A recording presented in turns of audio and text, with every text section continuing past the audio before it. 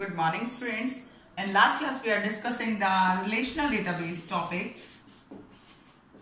Relational database, that is called SQL. SQL, which is in all times, SQL is structure is SQL.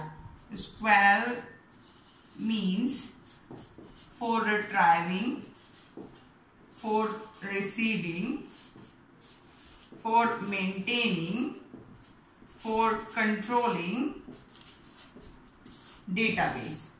Database means data को control करने के लिए एक ऐसा platform जो हमें यूजर ने प्रोवाइड कराया, वो क्या था? SQL, जिसको पहले के टाइम पे स्क्वैल बोलते थे। ठीक है, अब हम बात करेंगे कि डेटाबेस क्या होता है। ये हम लोग अपनी लास्ट क्लास में पढ़ चुके हैं। एक बार हम इसको रिकॉल करते हैं ताकि हमें आगे इसको कैरी ऑन करने में प्रॉब्लम ना हो। ओके, तो डेटाबेस में be defined as a collection of interrelated data. Interrelated data means collection of interrelated data. Interrelated data का मीन्स होता है एक ऐसा डेटा जो आपस में खुद को इंटरकनेक्ट कर रहा है, इंटररिलेट कर रहा है। लाइक सपोज कीजिए कि आपने एक टेबल बनाई है, उस टेबल में आपने लिखा है नेम, क्लास, देन एड्रेस। तो ये जो तीनों फील्ड हैं, ये किसी एक पर्टिकुलर सब्जेक्ट को कंसिस्ट करते हैं। ठीक है, लाइक सपोज कीजिए कि कोई एक पर्सन है जिसका नेम है ए। वो पर्सन ये तीनों ही फील्ड को, ये तीनों ही कैटेगरी को अपने साथ में लेकर चलता है, जिसमें उसकी नेम भी आएगा, उसका क्लास भी आएगा एंड उसका एड्रेस आएगा। तीनों फॉर्मेट किसको बिलोंग करते हैं? ए को। अगर हम बात करते हैं कि एक टेबल जो बनी है, ये तो उसका नाम हमने डाल दिया टेबल फर्स्ट। अगर हम एक एक कुछ रिकॉर्ड्स को और रखना चाहते हैं तो हम एक और टेबल बनाएंगे और जिसका नाम हम डाल देंगे टेबल सेकंड। ठीक है, तो अगर हम लोग इस एक टेबल को पार्टिकुलर टेबल से रिलेटेड किसी एक पर्टिकुलर एंटिटी को रिट्राइव करना चाहते हैं तो हम सिर्फ एक टेबल को रिकॉल करेंगे। लेकिन अगर ऐसा होता है कि हमें एक और टेबल बनानी है जिसमें हम लोगों ने उसके सब्जेक्ट को मेंशन किया है, सब्जेक्ट के साथ साथ हम लोगों ने उसके सेक्शन को मेंशन किया है, सेक्शन के साथ और दूसरी कोई फॉर्मेलिटीज है जिनको हम लोगों ने मेंशन किया है, तो वो क्या करेगी? एक दो टेबल एक साथ में कोरिलेट कर सकती है। ये एक इजीएस्ट कंसेप्ट है जो कि हमें SQL प्रोवाइड कराता है। जैसे हम बोलते हैं डेटा की रिट्राइविंग करना, डेटा को कंसिस्ट करना। ओके, तो ये एक बेसिक कंसेप्ट है जो कि डेटाबेस हमें प्रोवाइड कराता है। ठीक है, नेक्स्ट अपन बात करते हैं कि SQL की full form, as we know that, standard query language. SQL की फुल फॉर्म होती है standard query language. In last time SQL जो था, जो स्क्वैल बोला जाता था, इसका ओरिजिनल जो वर्जन था वो स्क्वैल था, जिसको IBM के सेंट जॉन्स ने डेवलप किया था। आफ्टर दैट जो उसका ओरिजिनल स्क्वैल जो वर्जन आया 1970s में, इसका ओरिजिनल वर्जन आया जिससे उसका नाम SQL पड़ा। SQL को इन 1986 ANSIC नाम की कोई एक कंपनी थी और जिसे American national standard information for code interchange, जिन्होंने इन 1986 में SQL की कुछ मॉडिफिकेशन फॉर्मेट डेवलप किए। मतलब जब लास्ट टाइम पे SQL जनरेट हुआ था तो उस टाइम पे इसमें कुछ कमियां थी जो कंप्लीट किसने की? ANSIC में। मतलब स्टार्टिंग में जो क्वेरीज थी SQL में वो बहुत लिमिटेड थी, उसको आगे बढ़ा दिया गया। और किसने बढ़ाया? ANSIC ने। मतलब ये समझ लीजिए कि इन 1986 जो उसका स्टैंडर्ड वर्जन जो प्लेटफॉर्म पर डेवलप किया गया वो ANSIC ने डेवलप किया। ओके, अब हम मेन बात करते हैं कि पर्पस क्या है डेटाबेस का। Purpose of making a database. Database को बनाने का मेन पर्पस क्या है? डेटाबेस आप सभी जानते हैं, डेटाबेस का मतलब होता है डेटाबेस मैनेजमेंट सिस्टम, मतलब किसी भी डेटा को मैनेज करना सिस्टम के ऊपर। ठीक है, तो मेन पर्पस क्या है? डेटाबेस के अंदर हम लोग क्या कंसिस्ट करेंगे? डेटा। तो डेटा के साथ क्या होगा? डेटा को मैनेज करना, डेटा को रिट्राइव करना, डेटा को प्रोसेस करना, डेटा को स्टोर करना। ये कुछ फंक्शनैलिटीज होती हैं जो कि हम डेटा से कंप्लीट करते हैं। लाइक डेटा को मैनेज करना, कौन सा डेटा किस टेबल में रखना चाहिए, रिट्राइव करना मीन्स गेट करना, एक्सेस करना, प्राप्त करना। प्रोसेस करना मतलब उसके ऊपर हमें कौन कौन सी प्रोसेसिंग करनी है, लाइक हमें कुछ न्यू क्रिएट करना है, कुछ मैनिपुलेट करना है, कुछ एडिट करना है, कुछ रिनेम करना है, ठीक है, या फिर कुछ ड्रॉप करना है, ठीक है, या फिर कुछ सेलेक्ट करना है। ये कुछ टर्म्स होती हैं जो कि प्रोसेसिंग के बिहाफ पर मैनिपुलेट की जाती हैं किसी भी डेटा पर। एंड द लास्ट जो है मेन और इम्पोर्टेंट जो चीज है वो क्या है, स्टोर। जो भी कोई डेटा हम लोग अपने सिस्टम पर रखते हैं या सिस्टम से कॉरिलेट करते हैं, उसका मेन पर्पस होता है स्टोरिंग, मतलब किसी भी तरीके की इंफॉर्मेशन को फ्यूचर ओरिएंटेशन के लिए स्टोर करके रखना, जिससे कि हम लोग आगे इन फ्यूचर में एग्जिस्ट कर सके, उस पर हम लोग कुछ और कर सके। सपोज कीजिए हम लोग वापस से अपनी उसी टेबल पर आते हैं जो हम लोगों ने ए बनाई थी। सपोज कीजिए कि जिस टाइम पर हम लोगों ने ये डेटा स्टोर किया था, उस टाइम पे इस डेटा को स्टोर करने पर ये जो इसका एड्रेस था वो कुछ और था, और अब उसका जो एड्रेस है वो चेंज हो गया है, ठीक है। तो हम क्या करेंगे, हम सिंपल इस टेबल में जाएंगे, टेबल के अंदर इस वाले ये जो कॉलम है हमारा, इसको हम एडिट कर देंगे। सिंपल एडिट करने के फॉर्मेशन से हम क्या करना पड़ेगा, पूरी टेबल एडिट नहीं करनी पड़ेगी, सिर्फ एक पर्टिकुलर फील्ड को हम एडिट करेंगे। तो ये एक स्पेशल फैसिलिटी है जो कि डेटाबेस हमें प्रोवाइड कराता है। आप सपोज कीजिए कि इसके बाद मैंने आपको लास्ट क्लास में बताया था कि डेटाबेस की जो मेन इसका जो कंसेप्ट है वो क्या था, डेटाबेस क्या प्रोवाइड कराता है आपको डेटा। हाँ, मैंने जो आपको बताया था उसमें था कि डेटाबेस जो है वो एक स्पेशल फैसिलिटी प्रोवाइड कराता है, that is called data redundancy and data inconsistency, ठीक है। Data inconsistency and data redundancy. Redundancy का मतलब होता है redundant data, that means duplication of data, ठीक है, डुप्लीकेशन ऑफ डेटा। अब देखो डुप्लीकेशन ऑफ डेटा का डेटाबेस में क्या मतलब है, अब ये चीज समझो।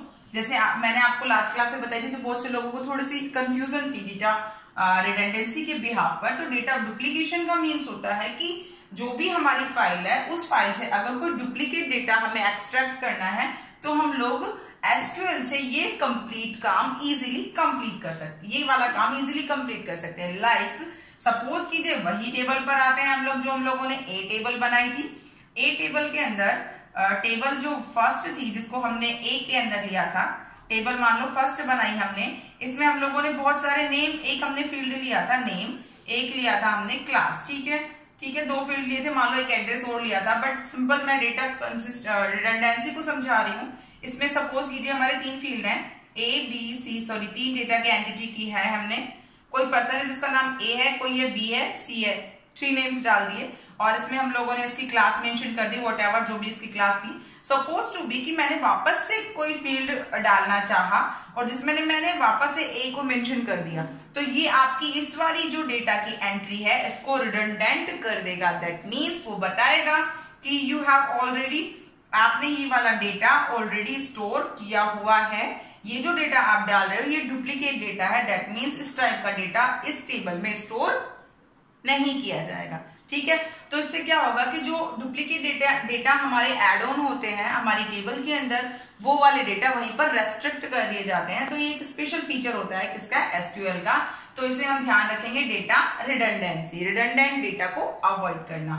नेक्स्ट अपन बात करते हैं डेटा इनकंसिस्टेंसी, जो कि मैंने आपको पहले समझाया था। इसमें क्या होता है, इसमें देखो सपोज कीजिए कि हम लोगों ने 2 टेबल ली हैं, suppose table 1 and table 2, 2 tables ले ली हम लोगों ने। उन दोनों टेबल्स के ऊपर हम लोगों को क्या करना है, यहाँ पर हम लोगों ने दूसरे फील्ड लिए, यहाँ दूसरे फील्ड लिए, तो हम लोग 2 टेबल्स को आपस में कोरिलेट कर सकते हैं उन टेबल्स के यहाँ पर। सपोज हमने डाला यहाँ पर ए बी सी, और ये फर्स्ट क्लास में है, ये सेकंड क्लास में है, ये थर्ड क्लास में है, ओके। इसका व्हाटएवर जो भी एड्रेस है हम लोगों ने एड्रेस मेंशन कर रखा है। अब यहाँ पर ये जो सेकंड टेबल है इसमें 2 फॉर्मेट है, एक तो सब्जेक्ट है और इसके साथ साथ एक सेक्शन है, और इसके साथ कोई भी और एक्स्ट्रा फील्ड हम लोगों ने डाल दिया। सब्जेक्ट में सपोज कीजिए इसने यहाँ ले रखा है IP और यहाँ ले रखा है इसने PHE, और जो भी हम लोगों ने थर्ड फील्ड मेंशन किया। अब इसका मेन काम क्या कहता है, डेटा इनकंसिस्टेंसी का मतलब कहता है कि आपके पास ये टेबल कहीं भी स्टोर की हुई हो, ये टेबल कहीं भी स्टोर की हुई हो, आपको कोई नीड नहीं है कि ये एक ही प्लेटफॉर्म, सॉरी ऐसी कोई जरूरत नहीं है कि ये एक ही जगह पर स्टोर की हुई हो। सिर्फ इन दोनों टेबल्स को आपस में कोरिलेट करने का काम करेगा डेटा इनकंसिस्टेंसी। कोरिलेट करने का मीन्स जब भी हम ए डेटा को उठाएंगे तो वो ए डेटा, मतलब जब भी हम किसी ए डेटा को उठाएंगे तो वो नेम भी लेगा, क्लास भी लेगा, एड्रेस भी लेगा और सब्जेक्ट भी, मतलब उसका पूरा डेटा, वो चाहे कितनी भी टेबल में अपने आप को रख के रखा हो, उसको ये एक जो फील्ड है डेटा इनकंसिस्टेंसी, ये इसको आपको मतलब रिट्राइव करके देगा। अब ये सब काम किससे होता है? ये जो कंप्लीट मैंने आपको जो चीजें बताई, ये सब चीजें क्वेरीज से परफॉर्म होती हैं, ठीक है। अब क्वेरीज कैसे होती है वो मैं आपको लिखना सिखाऊंगी। पहले हम ये चीज समझ लेते हैं कि जब भी हम कोई डेटाबेस बनाते हैं, कोई भी डेटाबेस बनाने के लिए, जैसे हम लोग एक्सेल में हम लोगों ने पहले कभी काम किया होगा ना, मतलब उसमें क्या होता है, एक ग्रिड बना हुआ होता है, ठीक है, एक जाल बना हुआ होता है जिसमें रोज बनी हुई होती हैं एंड कॉलम्स बने हुए होते हैं। तो दोनों का जो कॉम्बिनेशन होता है वही डेटाबेस में चलता है, ठीक है। अब अगर हम बात करें किसकी, 1 2 3, तो ये क्या है हमारी, ये है हमारी रोज, ओके। अगर हम बात करें 1 2 3 4, तो ये क्या है हमारी, ये है हमारे कॉलम्स, ठीक है। और ये पर्टिकुलर जैसे हम लोग एक्सेल में बोलते हैं ये है हमारी सेल, लेकिन इसमें सेल का ऐसा कुछ नहीं होता। सिंपल इसमें फंडा होता है कि आप लोगों ने कितनी रोज ली हैं और उन कितनी रोज पर कितने सारे कॉलम्स एग्जिस्ट कर रहे हैं, ठीक है। अब हम बात करते हैं नंबर, इसमें दो फील्ड्स जो आते हैं, टपल, टपल के साथ साथ हम बोलते हैं एट्रीब्यूट्स। एट्रीब्यूट का मतलब कॉलम, जो भी कॉलम है टेबल के वो एट्रीब्यूट होंगे और जो भी रो है टेबल की वो उसके टपल होंगे, ठीक है। क्लियर हो गई ये बात।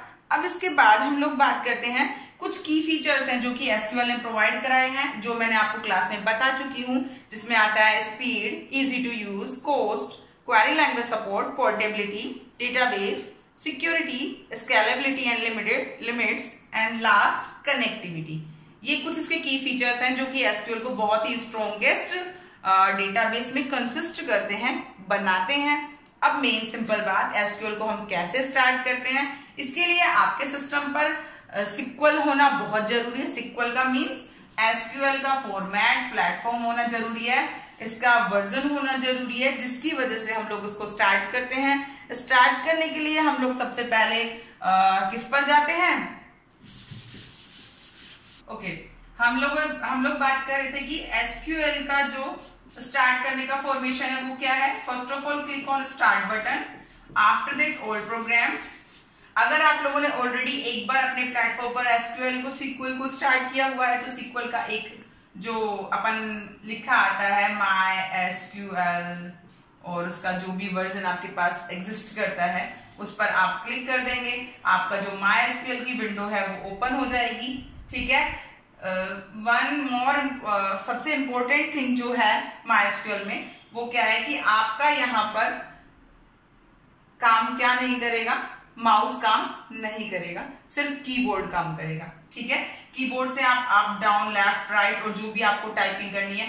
One most important thing is that कि आपको MySQL के लिए इसकी क्वेरीज लर्न करनी पड़ेगी, डेटा को कैसे मेंटेन करते हैं वो लर्न करना पड़ेगा। सिर्फ क्वेरीज के बिहाफ पर कंप्लीट ऑपरेशन इसमें परफॉर्म की जाती हैं, ठीक है। अब उसके बाद मैंने आपको बताया था एसक्यूएल को 3 कैटेगरीज में डिवाइड किया हुआ है। हम लोगों ने लिखा एसक्यूएल और इसकी कैटेगरीज है डीडीएल, डीएमएल एंड टीसीएल, ठीक है। हमने पढ़ा था data definition language, data manipulation language, transaction control language, ठीक है। तीनों लैंग्वेजेस हैं, इनके अंदर ही जो हमारे क्वेरीज हैं वो लाइज करती हैं। जैसे कि मैंने आपको बताया था डीडीएल में हम लोग लेंगे like create, alter, drop and rename. DML में हम लोग लेंगे इंसर्ट, अपडेट एंड सेलेक्ट, और टीसीएल में हम लेंगे commit, save point and roll back. इन सभी का यूज मैं आपको अपनी अगली क्लास में बताऊंगी, जब मैं आपको इनका प्रैक्टिकल करना बताऊंगी। अगर सभी के पास सिस्टम है प्रोवाइडेड घर में तो आप एसक्यूएल के वर्जन को उस पे डाउनलोड कर लीजिए। अब हम प्रैक्टिकल भी साथ साथ में करते चलेंगे। अब जो हमारा नेक्स्ट टॉपिक हमारा स्टार्ट होता है, जो न्यू टॉपिक है, अभी तक जो भी हमने किया वो रिकॉल किया था अपनी लास्ट प्रीवियस क्लास को। नेक्स्ट हम बात करते हैं MySQL के एलिमेंट्स को। MySQL एलिमेंट्स, MySQL अपने साथ में कुछ एलिमेंट्स आपको प्रोवाइड कराता है, जिसमें कुछ एलिमेंट्स का नाम है लिटरल्स, सेकंड है डेटाबेस, थर्ड है टपल, फोर्थ है कमेंट्स। ठीक है, ये कुछ एलिमेंट्स हैं जो कि मैं आपको अपनी नेक्स्ट क्लास में डिस्कस करूंगी। तो आप प्रिपेयर रहिए कि कल हम कौन सा टॉपिक पढ़ेंगे, MySQL के एलिमेंट्स। बुक जितना जल्दी हो सके, पॉसिबल अगर है तो परचेज कर लीजिए, अदरवाइज जितना मैं करा रही हूँ same as it is topics को आप नोट्स की तरह से बनाते चलिए। अगर आपको फिर भी कोई क्वेरी समझ नहीं आती है, कोई चीज में अगर आपको डाउट है, तो मुझसे मेरे पर्सनल नंबर पर आप कॉल कर सकते हैं, मैसेज करके पूछ सकते हैं। अगर कोई भी डाउट है तो आप रेगुलर अपने डाउट को सॉल्व करते चलिए। Okay, thank you.